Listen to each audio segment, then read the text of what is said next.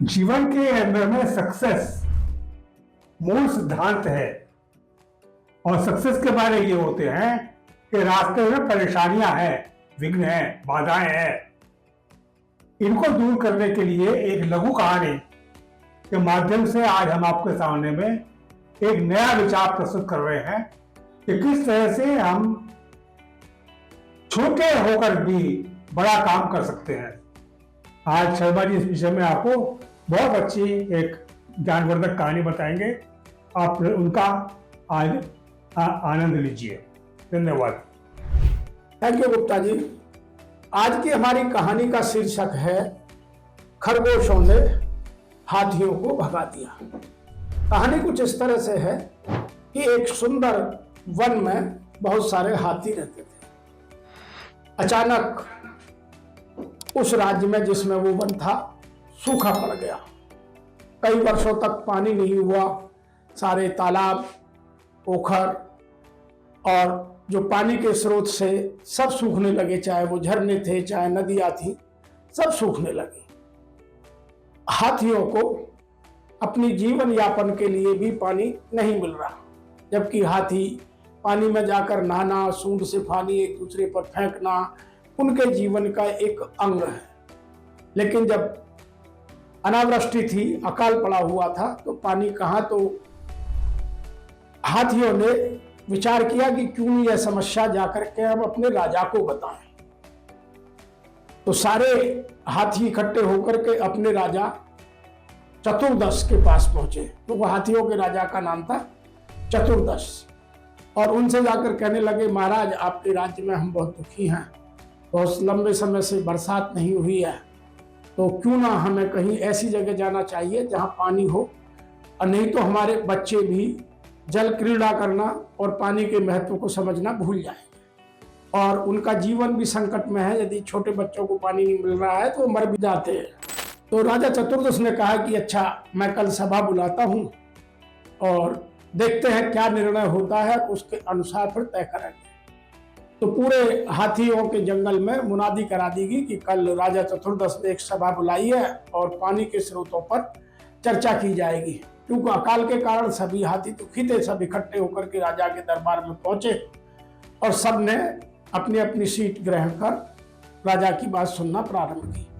तो राजा ने कहा, साथियों, हमारे जंगल में पानी कई साल की अनावृष्टि के कारण लगभग खत्म हो चला है, तो आप हमें सुझाव दें। वहाँ जो बुद्धिमान बहुत सारे हाथी थे जो इधर उधर घूमते रहते थे, उन्होंने सलाह दी कि यहाँ से लगभग 5 दिन की दूरी पर एक पाताल गंगा नाम की झील है और उस झील में अभी भी पानी भरा हुआ है। हम सबको वहां जाकर रहना चाहिए। तो जो लोग वहां के जमीन से प्रेम करते थे उन्होंने कहा, नहीं, हमें अपनी जन्मस्थली नहीं छोड़नी चाहिए, विपत्ति आती है और जाती है। लेकिन महिला हाथियों और बच्चे हाथियों की चिंता करते हुए सबने निर्णय किया कि हमें मृत्यु से पहले अपनी जमीन छोड़ देना ही हितकर होगा। तो वो सब एक साथ पाताल गंगा झील की ओर चल पड़े। 5 दिन के सफर के बाद जब वो पाताल गंगा झील में पहुंचे तो पहले हाथी झील में घुसकर पानी पिया, फिर जल क्रीड़ा की, फिर एक दूसरे पर पानी फेंका और फिर जीवन का आनंद लिया। क्योंकि हाथी की मस्ती सबसे ज्यादा पानी में होती है। लेकिन हाथी यह भूल गए कि उसी पाताल गंगा झील के किनारे खरगोशों ने चारों तरफ अपने छोटे छोटे मांद बनाकर घर बना रखे थे, वो वहीं रहते थे। तो जब हाथी वहां मस्ती करने लगे तो कुछ खरगोश हाथियों के पैर के नीचे दब गए, मर गए। कुछ उनके पानी में बार बार उछल कूद करने से पानी झील का अनबैलेंस होकर उछलने लगा तो उनके घरों में घुसने लगा।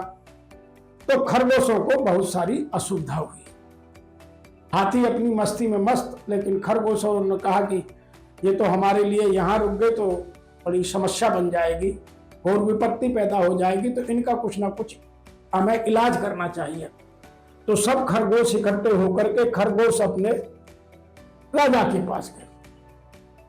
तो खरगोश ने कहा कि यार हाथियों से हम लड़ तो सकते नहीं, लेकिन कोई ना कोई उपाय ढूंढना पड़ेगा। तो खरगोशों ने भी अपनी एक सभा बुलाई। तो उनमें एक सबसे चतुर खरगोश आया जिसका नाम था लंबकर्ण। लंबकर्ण इसलिए कहते हैं खरगोश को कि उसके कान बहुत लंबे होते हैं, शरीर के हिसाब से खरगोश के कान लंबे होते हैं, इसलिए खरगोश को लंबकर्ण भी कहा जाता है। तो राजा लंबकर्ण ने कहा कि इस लंबकर्ण जो हमारा खरगोश है, यह बोलने में बहुत वाक्पटु है, बहुत अच्छा बोलता है और यही हाथियों को समझा सकता है। तो हमें यहाँ कूटनीति से काम लेने की आवश्यकता है। तो उन्होंने लंबकर्ण को समझाया कि तुम उन्हें जाकर यह समझाओ कि यदि आपने इस पाताल गंगा झील में ज्यादा उत्पात मचाया तो चंद्रदेव तुम्हारा अहित कर देंगे। तो लंबकर्ण ने कहा ठीक है, मैं आपके जो आप मुझे कहने को कह रहे हैं मैं उसका महत्व समझ गया और मैं अपनी भाषा में जाकर के हाथियों को समझा दूंगा। तो वह लंबकर्ण सीधा हाथियों के राजा चतुर्दश के पास पहुंचा और उसको बड़े आदर के साथ, बड़े सम्मान के साथ नमस्कार करके उनके पास बैठ गया। चतुर्दश ने कहा, ओ लंबकर्ण, कैसे आना हुआ? तो लंबकर्ण बोला, महाराज वैसे तो आप बहुत बुद्धिमान हैं, भगवान ने आपको बुद्धिमान जानवर की संज्ञा दे रखी है, लेकिन मैं भी फिर भी एक आपसे कहने आया हूं कि आप जिस झील में आ गए हैं, इस झील में चंद्रदेव का वास है और यदि आप इस झील में उत्पात करेंगे, इस झील का पानी गंदा करेंगे तो चंद्रदेव आपसे नाराज हो सकते हैं और आपके पूरे कुल को समाप्त कर सकते हैं। तो चतुर्दश ने कहा, ऐसा क्यों? कि आप इस झील का पानी बिल्कुल ठहरा हुआ रहना चाहिए, यह यहाँ चंद्रदेव का वास है, उन्हें शांति बहुत प्रिय है।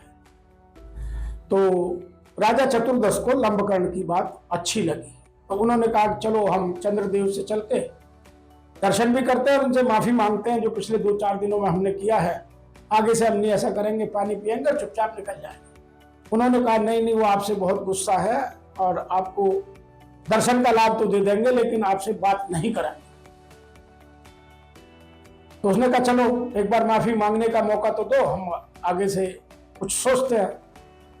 तो लंबकर्ण चतुर्दश को लेकर के तालाब की ओर बढ़ा। रात का समय था, झील का पानी बिल्कुल शांत था, आसमान में चमकता हुआ चंद्रमा झील में ऐसे चमक रहा था जैसे झील के अंदर बैठा हो।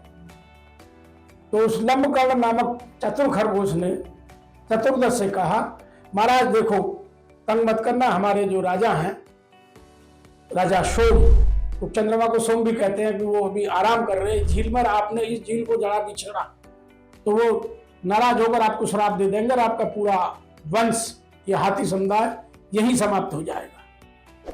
तो चतुर्दश उसका मीनिंग नहीं समझ पाया और चतुर्दश ने हाथ जोड़े, अपनी सूंड उठाकर नमस्कार किया और वापस सबको आके कहा कि भाई इस तालाब में तो सोमदेव रहते हैं, चंद्रदेव रहते हैं, हम यहाँ नहीं रह सकते, वो नाराज हो गए तो हमारे कुल का अंत हो जाएगा। तो हाथी अगले दिन वहां से आगे की ओर चल पड़े और लंबकर्ण के इस वाक्पटुता से सभी खरगोश बहुत खुश हुए और उन्होंने चालाकी से हाथियों को उस अपने निवास स्थान के आसपास से दौड़ा दिया। तो इस कहानी से हमें 4 या 5 शिक्षाएं मिलती हैं। विष्णु शर्मा ने ये कहानियां इसलिए लिखी कि हम गहन शास्त्रों के या क्लिष्ट शास्त्रों के अतिरिक्त भी अपने ज्ञान को बढ़ा सकते हैं। तो उन्होंने इसके माध्यम से 5 या 6 प्रमुख शिक्षाएं दी हैं।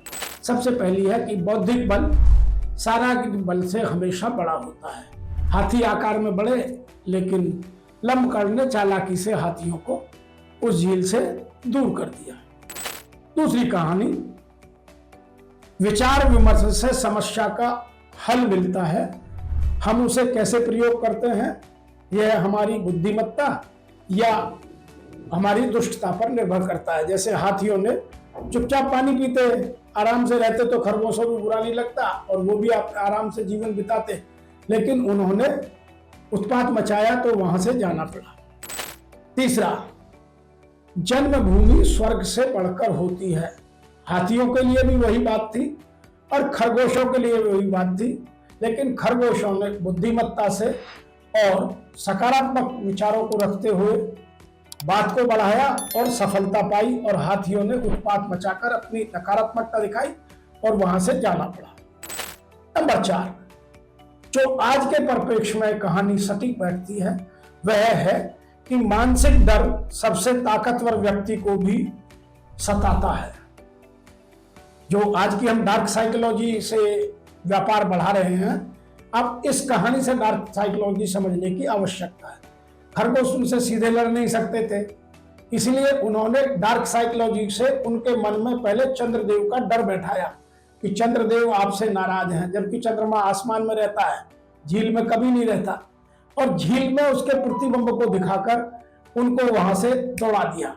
हमें भी बहुत सारे लोग इस तरह से ही हमारे विचारों को पकड़कर हमें डर बैठाकर, डराकर और जीवन भर अपना गुलाम बनाए रखते हैं। तो हमें यह डार्क साइकोलॉजी भी इस कहानी से समझने की आवश्यकता है। नंबर 5, अचानक से मिली खुशी किसी भी व्यक्ति को मदमस्त बना देती है। जैसे हाथी बहुत दिनों से प्यासे थे, भूखे थे, उनके बच्चे परेशान थे, और जब पाताल झील में पहुंचे तो उन्होंने उनको मदमस्त बना दिया। वो भूल गए कि यहाँ और जो लोग रहते हैं उनको नुकसान हो सकता है, और जीवन में बड़े से बड़े जीव भी होते हैं और छोटे छोटे जीव भी होते हैं, इसलिए सबकी खुशी का हमको ध्यान रखना चाहिए। नंबर शिक्षा है वह है कि जो हम आज के समाज में इस परिप्रेक्ष्य में, इस कहानी के परिप्रेक्ष्य में देखें तो हमें यह कहानी यह भी शिक्षा देती है कि हम अपने अस्तित्व को बचाए रखने के लिए दूसरे के अस्तित्व को खत्म ना करें, अन्यथा हमारा अस्तित्व स्वतः एक दिन समाप्त हो जाएगा। आज बहुत सारे चालाक लोग अपना बिजनेस फल फूल बड़ा कर रहे हैं, लेकिन लूट रहे हैं गरीब की कीमत पर। उसकी भावनाओं को एडवर्टाइजिंग के हिसाब से या किसी और माध्यम से पहले डर बैठाकर उसका शोषण करते हैं और उसी प्रॉफिट से अपने आप को डेवलप करते हैं। और वास्तव में यह लड़ाई पूंजीवाद और समाजवाद के बीच की लड़ाई को भी दर्शाती है। तो हमें इस कहानी को बड़े परिप्रेक्ष्य में समझते हुए, अपने जीवन में शिक्षाएं ग्रहण करते हुए, अपने जीवन को सुगम, सरल, सौम्य और सहिष्णु बनाने की शिक्षा इस कहानी से मिलती है। आज इतना ही, फिर एक अगली अध्याय में एक नई कहानी के साथ आपके साथ चर्चा करेंगे। आप सबसे निवेदन भी है, जो हमारी कहानी देखते हैं वो हमारे भी विचारों में वृद्धि लाने के लिए, हमारे मनोबल को बड़ा करने के लिए कुछ लिखें और हमें वो चीजें बताएं जो उनके जीवन में उनके लिए महत्वपूर्ण हैं, लेकिन इस तरह की कहानियों से वो शिक्षाएं नहीं ग्रहण कर पा रहे हैं। तो हम उन कहानियों से उनके लिए वो शिक्षाएं पहुंचाने का प्रयास करेंगे। आपके सहयोग के लिए और आपका हमारे चैनल को सब्सक्राइब करना, लाइक करना और दूसरों तक पहुंचाने के लिए बहुत बहुत धन्यवाद। साधुवाद। देखा मित्रों, कितने रोचक तरीके से एक छोटी कहानी के माध्यम से शर्मा जी ने बहुत सारी शिक्षाएं हमें दी। आप सबके लिए आपका अभिनंदन कि आपने हमारा प्रोग्राम सुना। धन्यवाद।